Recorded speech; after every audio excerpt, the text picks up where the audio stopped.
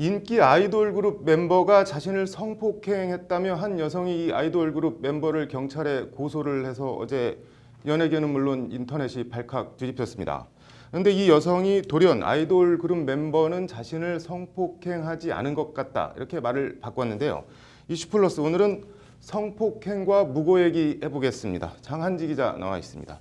장 기자, 먼저 아이돌 그룹 성폭행 고소 논란 어떻게 된 내용인지부터 좀 전해주시죠. 네, 바로 어제 오전 한 여성이 네. 술자리에서 인기 아이돌 그룹 멤버가 자신을 성폭행했다라고 네. 112 신고를 했는데요. 네. 그런데 어제 오후 경찰 고소인 조사에서 이 여성은 아이돌 그룹 멤버는 나를 성폭행하지 않았고 동석했던 다른 남성 2명에게 성폭행을 당한 것 같다. 이렇게 진술서에 적은 것으로 드러났습니다. 네.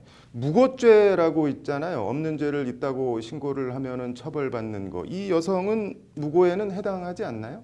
네, 형법 제156조에는 네. 무고와 관련한 그런 내용이 규정되어 있는데요. 네. 그런데 실제로는요, 이 무고죄 입증이 쉽지가 않습니다. 네. 신고를 하면서 이 허위의 사실인 줄 알면서도 신고를 했다는 점이 입증이 돼야 네. 이 무고죄로 처벌을 할 수 있습니다.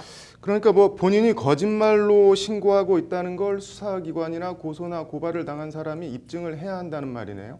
네, 멀리 갈 것도 없이 사흘 네. 전에 있었던 배우 겸 가수 박유천 씨 재판이 네. 바로 그 사례인데요. 네. 유흥업소 화장실에서 박유천 씨에게 성폭행을 당했다라고 허위 고소한 혐의, 네. 그러니까 무고 혐의로 기소된 이 유흥업소 여종업원 송모 씨에 대해서 네. 서울중앙지법이 국민참여재판에서 무죄를 선고했습니다. 네. 무고 혐의에 대해서 무죄가 났다면은 박유천 씨가 성폭행을 했다는 말인가요? 네, 그게 좀 애매한 부분입니다. 네. 일단 박유천 씨의 성폭행 혐의는 무혐의 결론이 났는데요. 네. 그런데도 무고가 아니라는 거네요, 결론적으로. 네, 고소 당시에는 네. 본인이 성폭행을 당한 것으로 인식했다. 즉 거짓말로 일부러 허위의 사실을 신고한 게 아니다라는 이 송씨 측 주장을 국민참여재판이 이제 배심원들이 받아들인 건데요. 네.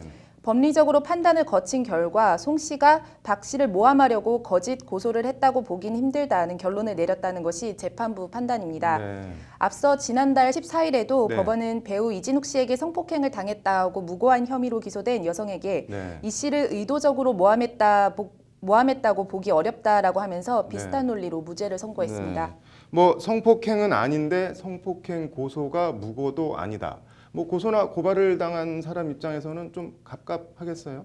네, 그럴 수도 있는데요. 네. 앞서 말씀드린 대로 허위인 줄 알면서도 고소를 했다는 점을 객관적인 증거로 제시를 해야 됩니다. 네. 자꾸 박유천 씨 얘기를 해서 좀 그런데 네. 이 박유천 씨는 앞서 언급한 송모 씨 말고도 네. 또 다른 유흥업소 여성한테도 화장실에서 성폭행을 당했다라고 고소를 당한 바 있는데요. 네. 법원은 이 여성에 대해서는 무고죄를 인정해서 징역 2년의 실형을 선고했습니다. 똑같은 얘기인데 뭐가 달라서 한 사람은 유죄, 한 사람은 무죄인 건가요? 네, 이 여성은 박유천 씨가 먼저 화장실에 들어간 뒤에 이 여성이 따라 들어가는 장면이 네. CCTV에 녹화가 됐고요. 네. 그다음에 성관계 이후에 조직 폭력배까지 동원을 해서 돈을 뜯어내려다 실패하자 경찰에 신고한 점 등을 고려해서 네. 유죄가 선고됐는데요.